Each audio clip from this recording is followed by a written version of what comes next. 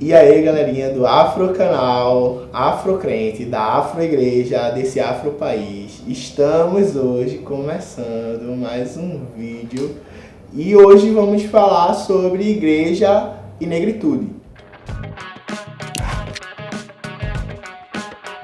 Bem, eu queria começar a falar sobre o tema e a gente vai abordar três principais experiências dentro da igreja. E a primeira é a igreja etíope. A igreja etíope é uma igreja milenar e ela tem o seu começo e sua primeira aparição, pelo menos histórica, no livro de Atos. Então a gente vai abrir o livro de Atos, no capítulo 8 de Atos, versículos 27 e 28, tá? No capítulo 8, e para a gente conversar um pouco sobre essa igreja e como ela surge, tá bom? Vamos lá. Filipe se aprontou e foi. No caminho, ele viu um eunuco da Etiópia, que estava voltando para o seu país. Esse homem era um alto funcionário, tesoureiro e administrador das finanças da rainha da Etiópia. Ele tinha ido a Jerusalém para adorar a Deus.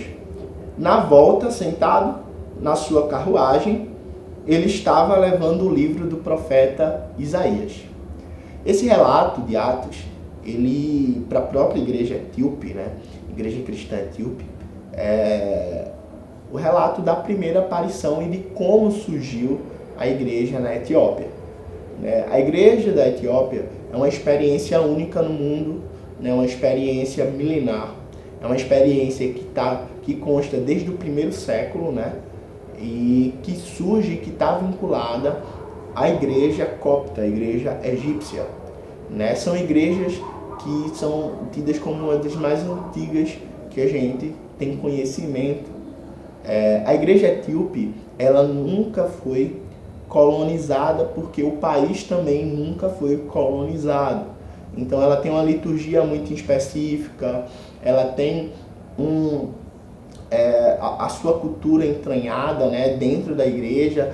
A língua que fala em alguns cultos é o aramaico, então assim, tem a sua própria cultura. A igreja que não é atravessada pelos católicos romanos, é uma igreja que está num país que é o único país da África que nunca foi colonizado, e é uma igreja que também não passa pelo protestantismo, já que ela não passa pela igreja romana.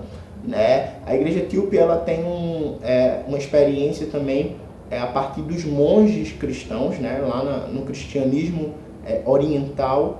Existe essa tradição de monges, de pessoas que normalmente meditam, e veem na meditação uma forma de oração, e eles têm uma importância muito grande nessa disciplina da oração e na forma de se expressar. Então a gente vai ver que essa igreja, que é milenar e que não passa pela colonização, ela é muito importante para nos dizer que a experiência negra dentro do cristianismo, ela também é legítima dentro desses parâmetros. A gente vê que o cristianismo e que o evangelho, ele já estava na África, até porque a Bíblia fala muito sobre a África, tem muitas passagens sobre o Egito, sobre a Etiópia, e existe uma relação cultural muito forte, de guerra, de exílio, de Jesus acolhido pelo Egito. Moisés também passa pelo Egito, José também. Então assim, a igreja desde o seu início tem isso. E a outra experiência que eu queria passar, além dessa, a segunda experiência é a da Rua Azusa. A experiência da Rua Azusa, ela é uma experiência que surge a partir do pentecostalismo, com o William Joseph Seymour. Em 1905, Seymour, que ele é um filho de ex-escravizados, ele foi criado como batista, Ele, em 1905, ele vai para uma escola bíblica em Houston. Nessa escola bíblica, ele aprende mais sobre o poder do Espírito Santo, sobre o reavivamento, né, sobre essa leitura de mundo a partir da experiência, né, e influenciado por essa escola bíblica, que é uma escola segregacionista, né, porque Seymour ele não poderia assistir aula dentro da sala de aula.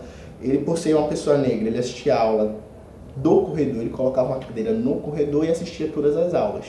Em menos de um ano, ele começa a se destacar na escola e ele vai, em 1906, no caso, tentar, né, na sua igreja local, falar mais sobre o que ele aprendeu na escola. E na escola bíblica, no seminário teológico. E a partir daí ele é expulso da própria igreja, porque a igreja não aceita. Ele vai falar do poder do Espírito Santo, mas ele também vai falar das línguas estranhas como um dos fatores para o batismo no Espírito Santo, né? Esse lance do transe, né? Do mistério. E a igreja não aceita muito porque o próprio William, né? Ele não era batizado, então ele estava falando de algo que ele não vivia. Então a igreja refuta ele e o expulsa. A partir daí, ele, junto com alguns irmãos, aluga um galpão, que era da antiga igreja episcopal metodista africana, e ele aluga esse espaço na Rua Azusa e começa a fazer alguns cultos.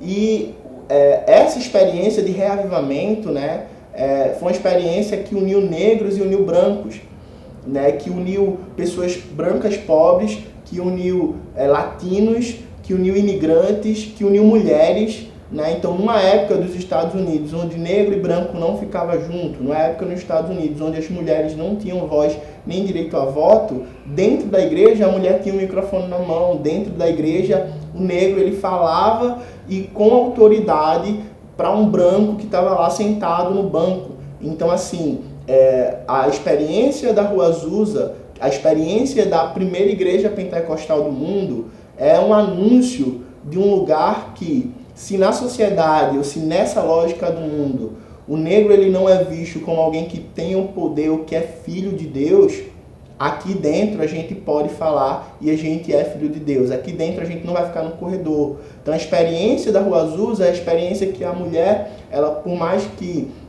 tenha sim suas limitações ainda dentro disso, ela também tinha o microfone, ela também tinha o poder da oração, ela também tinha o poder da transformação e o poder de Deus emanava dela. Então, assim, essa experiência negra, dessa espiritualidade negra, ela sempre permeia a história da igreja, desde o começo de Atos até quando a gente vê agora com a Rua Azusa, né? E para finalizar, eu queria falar da primeira igreja aqui no Brasil, primeira igreja protestante no Brasil.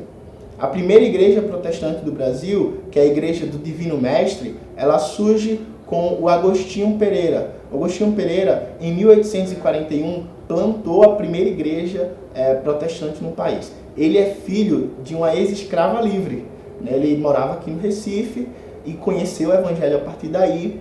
E ele já falava nessa época de um evangelho social em 1841.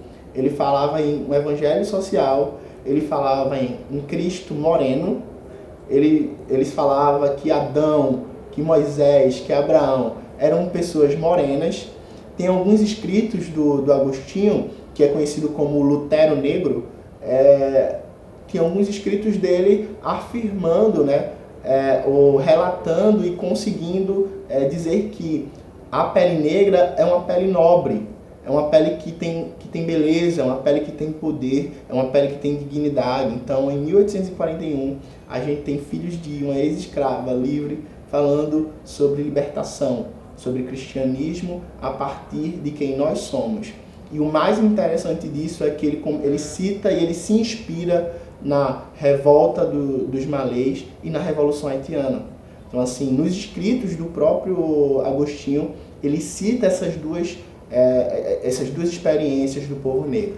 Então veja como está intrínseco a história de quem nós somos e a partir do nosso povo que nós também podemos encontrar à luz da Bíblia e na comunhão com os irmãos. É uma forma de também nos libertarmos do que nos oprime.